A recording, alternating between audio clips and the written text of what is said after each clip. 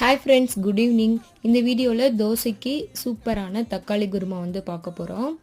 தாளிக்க ஒரு தக்காளி, ஒரு வெங்காயம், அரைக்கிறதுக்கு ஒரு தக்காளி, ஒரு வெங்காயம், அது கூட தேங்காய், சின்ன பீஸ் இஞ்சி, ஒரு 6 பல்லு பூண்டு, ஒரு 6-7 முந்திரி பருப்பு, அது கூட கொஞ்சமாக சோம்பு போட்டு நல்லா அரைச்சிக்கோங்க. தாளிக்கிறதுக்கு ஹோல் ஸ்பைசஸ் எல்லாம் எடுத்து வச்சுக்கோங்க. குக்கரில் தான் வந்து பண்ண போகிறோம். குக்கரில் வந்து எண்ணெய் விட்டுட்டு அதுக்கப்புறம் நம்ம ஹோல் ஸ்பைசஸ் எல்லாம் நல்லா பொரிஞ்சதுக்கப்புறம் வெங்காயம் போட்டுக்கணும். வெங்காயம் எந்த அளவுக்கு வணங்குதோ அப்போ தான் வந்து டேஸ்ட் வந்து நல்லாயிருக்கும். அதுக்கப்புறம் தக்காளி போட்டு அதுவும் நல்லா வணங்கினதுக்கப்புறம் 1 ஸ்பூன் மிளகாத்தூள், 1 ஸ்பூன் சாம்பார் பொடி போட்டு நல்லா வணக்கிக்கோங்க.